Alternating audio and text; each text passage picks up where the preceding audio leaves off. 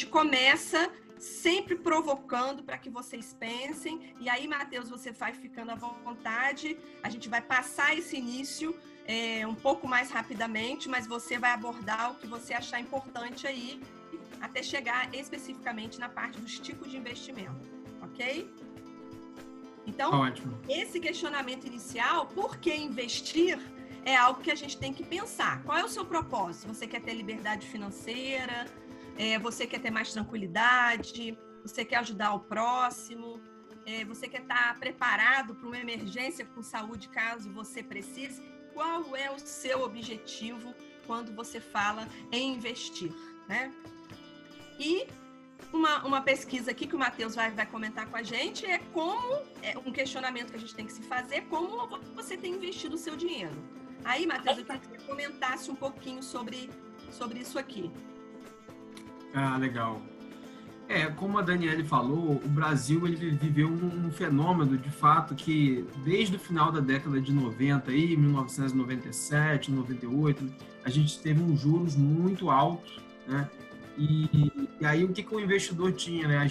A gente, nossos pais, enfim, você podia investir numa coisa muito segura, certo? Com uma rentabilidade muito boa e com uma liquidez altíssima. Ou seja, liquidez é você, quando precisar do dinheiro, você poder resgatar, que é um investimento como, por exemplo, a poupança, que era muito tradicional, né?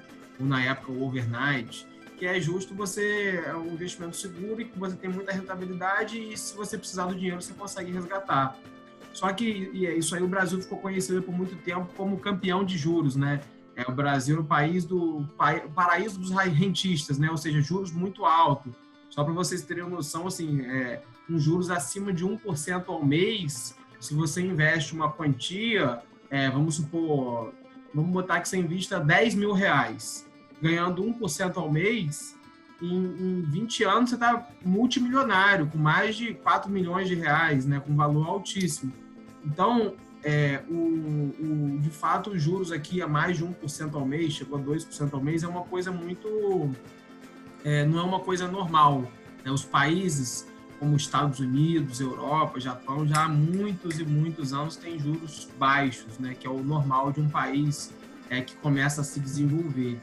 E isso criou até um sistema de quase que um oligopólio, né? Os grandes bancos, o Itaú, o Bradesco, o Santander, foram crescendo muito e o crédito aqui no Brasil ficou muito caro, ou seja, um pequeno empresário ele não conseguia ter acesso a dinheiro para investir, por exemplo, se ele quer expandir os negócios dele, ele não consegue ter acesso a dinheiro. Então, foi de fato muito ruim esses juros altos. Mas, para o investidor, é uma maravilha, né? Ótimo, investir com segurança, excelente. Então, assim, esse período de juros altos acabou e a poupança ficou muito famosa por conta desse período, que era um bom investimento. E hoje já não é mais, é um péssimo investimento, né? Então, hoje, o investidor ele tem que fazer que nem um investidor fora do país, ele tem que aprender a diversificar. Ele não vai colocar todos os ovos dele numa cesta só. Ele vai ter, em alguma parte do ideal, né? Depois que você faz uma reserva de emergência, você tem uma parte em fundos imobiliários, uma parte em ações, uma parte em fundo multimercado, uma parte em tesouro direto, e dividir. Antes de investimento, a gente tem que entender sobre mentalidade financeira. Eu digo que é até mais importante, mais fundamental. E aí eu gosto de explicar, né, a diferença de dois perfis diferentes. De um lado, eu coloquei um empreendedor, esse cara que está de terno aí, vamos fingir que é um empresário, um empreendedor de sucesso, e do outro lado, profissionais liberais, sejam médicos, arquitetos, engenheiros, psicólogos, enfim, qualquer outro tipo de profissional. E aí, explicar por que pensam diferente, geralmente, né? O empreendedor de sucesso, principalmente aquele que veio de baixo, que construiu uma empresa, qual que geralmente é o perfil para o empresário ser de sucesso? Vocês acham que é aquele cara que gasta dinheiro de qualquer maneira, não se preocupa com dinheiro? Claro que não, né? Então, geralmente, o empreendedor de sucesso ele é um cara que cuida muito bem do dinheiro. E por quê? Qual que foi o processo de desenvolvimento e criação desses hábitos desses dois profissionais? O empresário de sucesso ele começou com um negócio muito pequeno e que ele precisava de aplicar o capital na empresa para a empresa crescer. Se ele não fizesse isso, o concorrente dele vai fazer. Então, vamos supor que você abre uma padaria. Se você não começa a investir nessa padaria e pinta ela, deixa ela bonita, bota um ar-condicionado, um pão bom, contrata um funcionário bom, você vai ficar para trás. Então, o empreendedor de sucesso, ele fica sempre preocupado em economizar para investir na empresa. Então, os 10 primeiros anos, né, 10 anos da empresa, ele praticamente não conseguia retirar nada da empresa, só o básico para sobreviver mesmo, e o resto ele tinha que ficar colocando dentro da empresa para a empresa crescer. Né? Se ele saquear muito a empresa não cresce. Então, ele forma numa mentalidade correta, que é a mentalidade de sempre estar investindo dinheiro. Né? Já o profissional liberal é diferente, ele estuda, termina o ensino médio, estuda, passa para o vestibular, faculdade, estuda, se forma, e aí quando ele se forma, ele começa a ganhar dinheiro, por exemplo, seja um médico, seja quem for, ele começa a ganhar dinheiro. Então, ele acha que, assim, a preocupação que ele tem que ter é em estudar mais, em ser um bom profissional, mas ele não aprendeu a ter que economizar, a ter que reinvestir, porque diferente do empresário, ele não precisa, né? Por exemplo, se a gente pensar num médico, por exemplo, ele não precisa de ficar investindo o dinheiro dele. Então, ele acaba gastando muito e começa a aumentar o padrão de vida, comprar um carro melhor, enfim, comprar uma casa maior, ter um padrão de vida bom. E aí ele vive como se fosse uma corrida de ratos, né? Que o escritor do livro, Robert Kiyosaki, né? O Pai Rico, Pai Pobre, ele fala disso, que a maioria das pessoas vive nessa corrida de ratos, que é o quê? Ganha mais, gasta mais, ganha mais, gasta mais. Mais ganha, mais gasta, né, Matheus? Quanto mais trabalha, mais ganha, mais gasta. E aí ele não consegue se libertar dessas amarras, né, psicológicas, e acaba que depois, quando ele for se aposentar, ele vai ver que não vai conseguir ter uma vida boa, que não vai conseguir ter qualidade de vida, que ele vai ter que continuar trabalhando depois de mais velho, ou que ele não vai poder fazer coisas que ele gosta, porque ele usufruiu muito quando ele era mais novo, né? Isso, assim, brasileiro é muito assim, tem pouco planejamento, se preocupa pouco com o futuro, né? Tem gente que ainda justifica e fala assim, para que eu vou investir? Eu posso morrer a qualquer momento, né? Só que também você sempre tem que pensar que tem um risco de você ficar vivo até velho, 80, 90 anos. Aí você tem que se perguntar se você vai querer dar despesa para as pessoas, se você vai querer ser sustentado por um filho, vai querer ser, enfim, depender do governo, ou ter que trabalhar depois de mais velho, ou você vai querer ter um conforto numa fase que você não vai ter energia para trabalhar.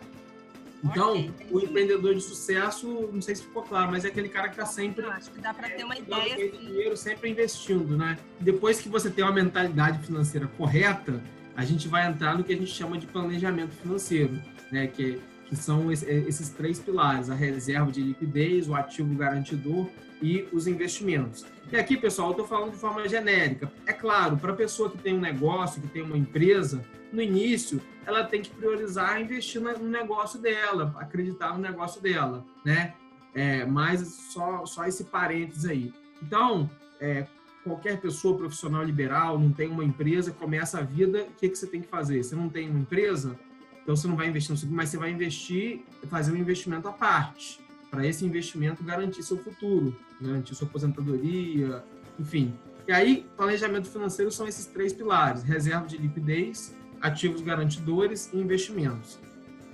Essa reserva de liquidez, né, é o chamado reserva de emergência. O que é isso? É um dinheiro que você tem, né, para alguns fatores. Por exemplo, se acontecer uma emergência, é uma reserva de oportunidade. Por exemplo, você quer trocar de carro, você pode usar essa reserva de emergência, depois você tem que reconstruir. É uma reserva de emergência para uma viagem que você vai fazer, enfim, para algum gasto com uma coisa que não estava dentro do seu planejamento, qualquer tipo de coisa desse tipo, né? E essa reserva de liquidez, essa reserva de emergência, o ideal é 6 vezes, pelo menos, de 6 a 8 vezes do custo básico mensal. Ou seja, a pessoa, por exemplo, que gasta R$3.000 por mês, né? O ideal é ela ter pelo menos R$24.000 em reserva de emergência, né? Que é 8 vezes 3, vou botar aí. E aí esses 24.000 não tem nem o que se discutir. Não tem o que se discutir. É o tesouro direto mais conservador, que é o Tesouro Selic, que é aquele investimento que rende pouco, mas é o mais conservador. Muitas pessoas usam a poupança como reserva de emergência ou até a conta corrente, né? O ideal não é. O ideal é um tesouro direto, uma LFT, uma letra financeira do tesouro. Então, essa reserva de emergência, você vai ganhar pouco, mais do que a poupança, claro, mais do que a poupança, mas você vai ganhar pouco. Mas é uma emergência. Você vai investir num investimento que, se acontecer alguma coisa como o coronavírus, que aconteceu, por exemplo, agora, a pessoa perde o emprego, enfim, algum problema de saúde, você vai usar essa reserva sua de emergência. Depois que você explicar o outro, olha só essa figura interessante aí de quem possui e quem não possui. A gente sabe que antes da pandemia, isso vai mudar com certeza, um percentual muito pequeno da população se preocupava com isso, tinha acesso a isso, mas quem possui essa reserva de emergência, como você está falando, ele tem mais segurança, mais tranquilidade para passar por esses momentos de crise, momentos difíceis. E quem não possui está mais suscetível aos imprevistos. E aí vai ter que recorrer a empréstimo. E aí vai ter que pagar o juro que está sendo cobrado no momento no mercado. É uma bola de neve, né? Certeza. Às vezes até a pessoa que ganha bem não tem uma reserva de emergência, né? Por incrível que pareça. A pessoa que podia ter feito, ela acha que ela tem muita estabilidati, que não vai acontecer nada, ela vive sem pensar na catástrofe que pode acontecer, né? Então, o ativo garantidor. O que é o ativo garantidor, né? É o segundo pilar que eu falo, que antes dos investimentos tem que ter o ativo garantidor. É um ativo que você possui, que você paga anualmente, por exemplo, geralmente, e que vai te proteger também de algum imprevisto, né? Contratempo. Por exemplo, um plano de saúde é um ativo garantidor. Então, você tem um plano de saúde, se você sofreu um acidente, se você ficou doente, ficou internado, você não vai ter problema com gasto com saúde. Agora, por exemplo, no coronavírus, eu conheço pessoas próximas que não tinham plano de saúde, por exemplo, tiveram que ficar internada. E aí, às vezes, vai gastar 30 mil reais, 40 mil reais, vai perder um dinheirão e que, se essa pessoa não estava planejado para isso, né, às vezes não tem uma reserva de emergência, complica. Então, antes de investimento, um plano de saúde, o seguro do carro também é um ativo garantidor. Ou seja, você está com o seu carro, se bateu o carro, aconteceu algum problema, você também não precisa de tirar dinheiro dos seus investimentos, você tem um seguro do carro. Então, esses dois, plano de saúde e seguro do carro, vêm antes dos investimentos. Para quem já tem filhos, o ideal também é um seguro de vida, porque se acontecer alguma coisa, também o filho está protegido, né? O filho vai se virar melhor com o dinheiro aí, pelo menos nesse momento difícil de falecimento, né? Enfim, os investimentos, agora vem a parte que é mais legal, que é de fato os investimentos, né? Que aí vem depois do ativo garantidor e da reserva de liquidez. Então, para você pensar em ganhar dinheiro é muito bom. Investir, crescer seu patrimônio, dá para você crescer, dá para crescer muito. Eu sou prova disso. Eu consegui crescer bastante, meu dinheiro de vários clientes ao longo de vários anos que trabalho com isso. Mas, primeiro, tem que pensar na reserva de emergência, nos ativos garantidores, senão não adianta, né? Tem que fazer o planejamento de forma correta. Tem que ser assim. Eu acho importante, Matheus, falar isso, um rapaz que é novo, né? Então a gente vê que a maioria aqui, os alunos, é importante ouvir isso de você. É diferente do que eu ouvi de mim, porque mostra a sua mentalidade, a sua experiência, o know-how, porque as pessoas acham que existe mágica, e não tem mágica, como você bem disse no início disso aí. Uma coisa importante para saber sobre investimento, que eu acho que é bacana, são duas coisas. Primeiro, saber rapidamente sobre esses dois princípios do investimento, a importância da diversificação e do conhecimento, e rapidamente a gente falar para eles sobre esse tripé dos investimentos, quer dizer, que se eu quero mais uma coisa, eu tenho que abrir mão de outra. E na vida tudo é assim, né? Nunca se tem tudo. Ah, sim, com certeza. Então, os dois princípios que eu digo de investimento, o primeiro é diversificação, ou seja, você não vai colocar todos os ovos na mesma cesta, né?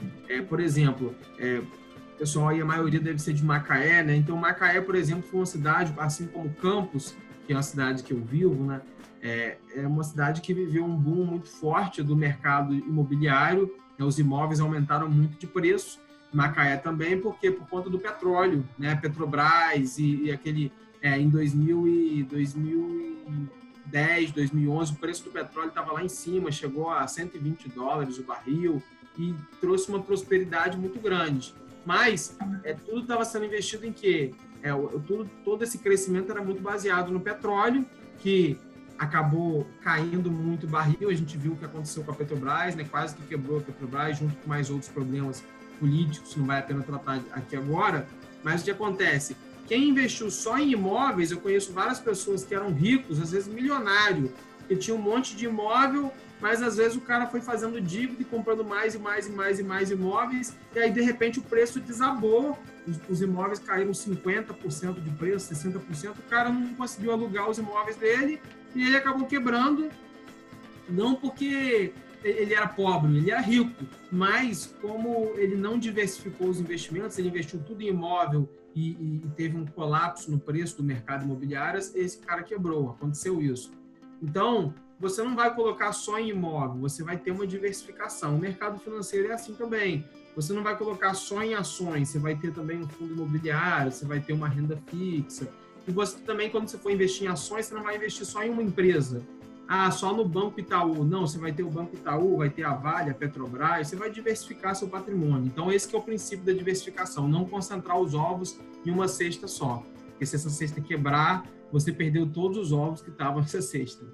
E o princípio do conhecimento que eu falo é o quê? Tudo que você for fazer, você tem que entender e você tem que estudar, né? Então, se você vai investir, por exemplo, na Petrobras, você tem que entender um pouco do preço de petróleo, qual que foi o maior preço que já atingiu, qual o preço que está agora, qual que é a perspectiva, enfim, você tem que estudar. Se você vai investir em imóveis, você tem que estudar os imóveis, as localizações, qual a perspectiva de crescimento da cidade, enfim, tudo na vida, né? Ou ter um assessor de investimentos, uma pessoa que estude, que acompanhe disso o tempo todo para saber que você só vai ganhar dinheiro se você investir naquilo que você conhece, né? E que você sabe que tem uma perspectiva, uma probabilidade grande.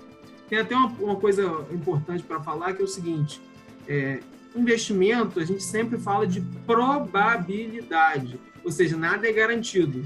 Na verdade, a gente não tem, se a gente for pensar, por exemplo, Venezuela, quem investiu na Venezuela, o país quebrou, né? Então, mesmo quem tinha empresa, ou seja, o que for, a pessoa se deu mal. Então, nada é garantido no mercado de investimentos, mas você tem que ter uma probabilidade grande, né? Você tem uma perspectiva grande de ganhar dinheiro com aquilo, ou seja, você vai diversificar e ter uma probabilidade muito favorável, né? Por isso, Matheus, que a pessoa que vai investir, ela tem que ter uma noção exatamente desses três ângulos aí, né? Essa questão da rentabilidade, do risco e da liquidez.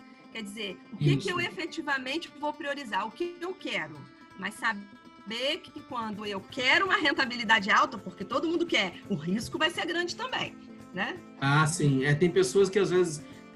agora, né, com esse investimento em criptomoeda, tem gente que fala, investimento em criptomoeda, Bitcoin, que rende não sei quanto lá, sem risco. Falo, olha, isso não existe investimento com alta rentabilidade sem risco, como você falou, né? Quanto mais rentabilidade, mais risco você vai ter, né? E essa questão de liquidez aí é o quê? Liquidez é a facilidade de você ter seu dinheiro na mão, né? Como eu falei, por exemplo, imóvel não é líquido, porque se você quiser vender seu imóvel, você não consegue achar um comprador no outro dia, você pode levar 1 ano, 2 anos para conseguir vender. Então, liquidez é uma coisa importante também. Porque essa história é para explicar renda fixa e renda variável boa, né? Vai lá. Para explicar o mundo de investimento. Pessoal, imagina então há 1000 anos atrás, né? Você tem um lugarejo, por exemplo, né? 1000 anos atrás, você tem um cara que, vamos botar o nome dele de João aí, que está tirando lenha, né? Para aquecer a família dele. Ele é um trabalhador, enfim, caça, pesca. E aí, só que ele, como precisa de lenha só para a família dele, ele tem sobrando, né? Ele só precisa de aquecer a família dele. Do outro lado, você tem o seu José, por exemplo, que está construindo um barco, precisa de muita madeira, porque ele é um empreendedor. O seu José quer desbravar os mares, né? Pescar peixes, trocar especiarias. E aí, o que acontece? Seu José precisa de muita madeira, falta muita madeira para ele, e o João, que é o trabalhador, ele tem sobrando para a família dele. Então, o que acontece? O seu José, percebendo disso, fala para o João, eu vi que você tem madeira sobrando. vamos fazer um combinado, pega esse excesso de madeira que você tem, passa para mim, você não precisa disso tudo, e eu, em troca, vou te dar 2% de tudo que eu pescar e trocar de especiarias, pimenta, enfim, sei lá, pau-brasil, o que for, e aí eles fazem esse combinado. Então, o que acontece? Quem está tirando madeira, que é o João, ele tem sobrando. Significa que ele é rico? Não, ele tem sobrando. Ele, no mundo de hoje, ele seria um arquiteto, um engenheiro, como eu falei, né? Um professor, um profissional, né, liberal.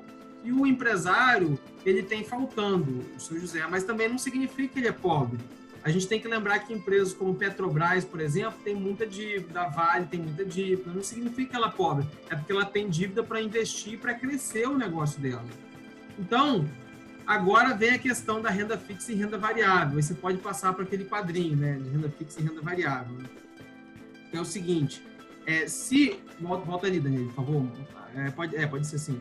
É o seguinte, se, por exemplo, o seu José, o empresário, se ele falar o seguinte, eu vou te dar 2% de tudo que eu conseguir, vocês acham que isso é uma renda fixa ou uma renda variável? Daniel sabe, né? É o que, Daniel? Pode... Vai variar em função do que ele conseguir apurar. A gente não sabe ao certo. Se ele conseguir 0, por exemplo, quanto que vai... Nada. Não vai ganhar nada lá o seu João, né? Da madeira, seu João, não vai ganhar coisa. É o João. Mas por exemplo, se ele conseguir muito... Se ele conseguir muito, ele vai ganhar muito também. Ele depende do sucesso do empresário, depende do sucesso da empresa. Então, a renda variável fala que você fica com excesso dos ganhos, mas também participa do excesso das perdas. Né? A gente viu, por exemplo, uma empresa como a Apple, por exemplo, quem botou R$1.000 há 20 anos atrás ficou multimilionário, porque o Steve Jobs ali fez um ótimo trabalho, a empresa é sensação, sucesso, todo mundo gosta de iPhone, enfim. Agora, se o Steve Jobs tivesse quebrado também, você perderia todo o seu dinheiro. E já com a renda fixa, se o seu José tivesse falado para o João, eu vou te dar fixo aqui 5 quilos de peixe e mais 100 gramas de pimenta, por exemplo, né, de especiarias aí. O que seria uma renda fixa ou renda variável? Agora ficou fácil, né, Daniela? Agora seria renda fixa, né? O Guilherme já está puxando a nossa orelha aí, mas vai lá. Porque ficou fixo, né? Ou seja, não vai variar. Se o seu José, por exemplo, o barco dele furar, ele tiver um problema, o João vai chegar e falar, olha, eu combinei com você, você tem que me dar 5 quilos de peixe, se vira para conseguir, né? Então, não tem o mesmo risco da renda variável, né? Então, nós dividimos. Renda fixa, ela pode ser através de emissão bancária, crédito privado e títulos públicos.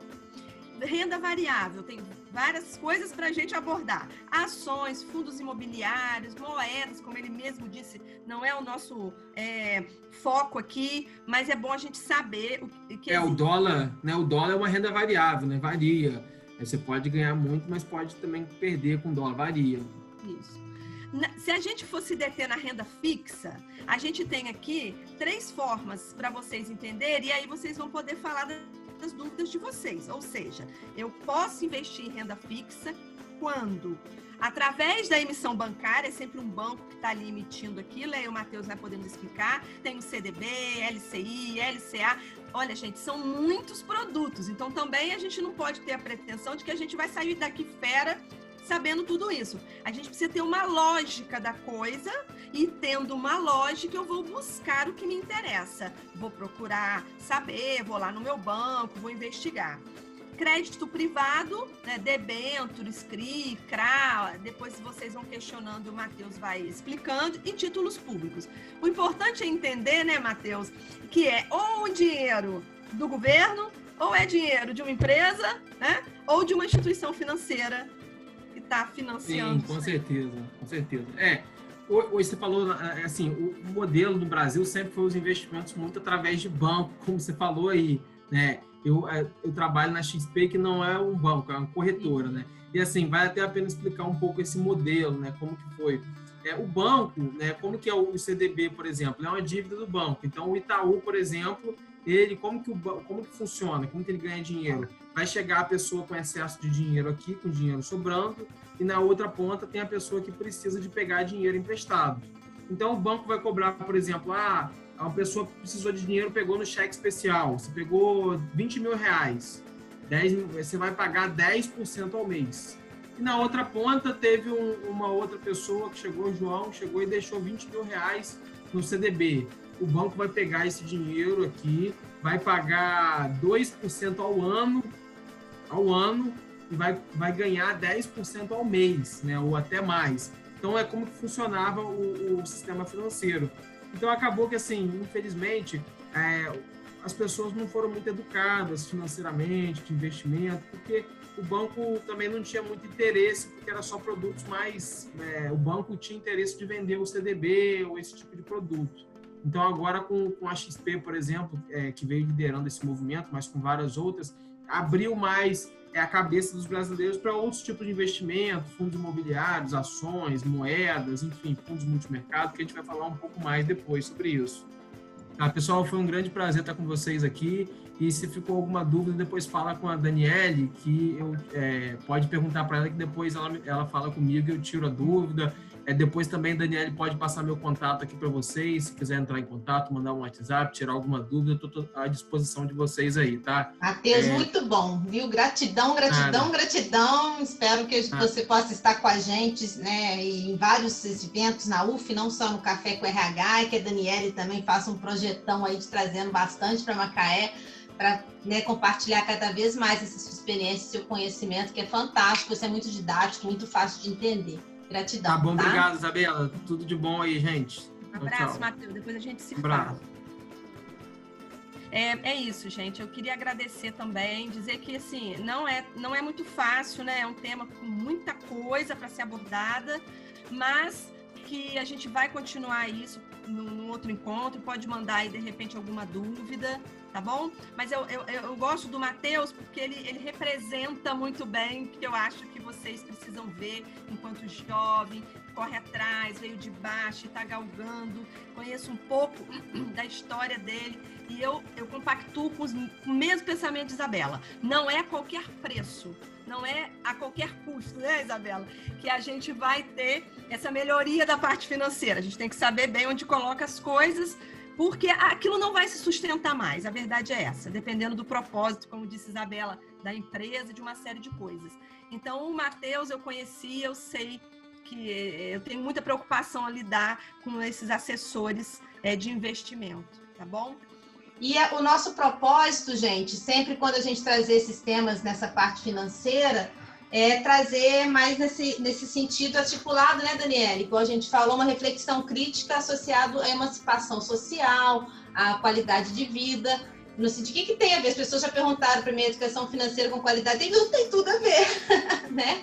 Mas principalmente no sentido que levar essa informação, principalmente para quem não tem, para despertar um olhar crítico e reflexivo. O que é despertar o olhar crítico reflexivo? Que é o propósito da universidade pública, né? É despertar, olha, eu estou com dinheiro na poupança, eu estou perdendo dinheiro. Por que estão vendendo para mim? Por que os bancos, por que estão falando que é melhor meu dinheirinho ficar ali? Por que ninguém me passa a informação que tem outros lugares que eu posso ganhar, né, um pouco mais? Então, é realmente mostrar para as pessoas que às vezes tem informação que não chega. E isso tem interesses por trás disso que não deixam chegar, né? Então, nosso propósito é a promoção da qualidade de vida dentro e fora do trabalho, e esse é um grande tema, porque não é querer ser rico, né? Isso eu acho que não vai trazer felicidade nenhuma, nem mais qualidade de vida, né? Mas pode trazer um pouco mais de estabilidade, um pouco mais de tranquilidade, se pelo menos você consegue aprender a poupar, né, Daniele? Como que as pessoas têm um pouco daquelas tais crenças limitantes, né? Que a gente comentou. As pessoas confundem as coisas. Então, qual o problema, né? Da gente aprender sobre isso, vou melhorar a minha vida. Isso não quer dizer que eu estou super valorizando o dinheiro. Não é isso, é pelo contrário. Isso. Né? É o contrário. Isso, no sentido assim, querer investir ou ganhar um pouco mais, que isso é feio. Não. Na verdade, todo mundo está fazendo isso, você não está fazendo porque você não está sabendo que é possível e é fácil, não é tão difícil, não é tão uma coisa tão complicada assim.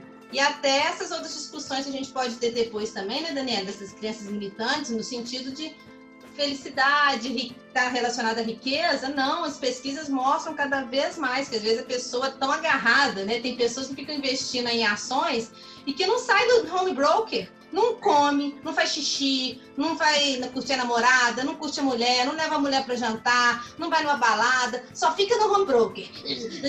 Nada disso que nós estamos pregando aqui. Não é nada disso. E fica lá bebendo uísque o dia inteiro. Isso o cara tá rico pra caramba ganhando dinheiro em ações, mas tá feliz? Que qualidade de vida que ele tem? Nenhuma. Ele só fica ali no home broker.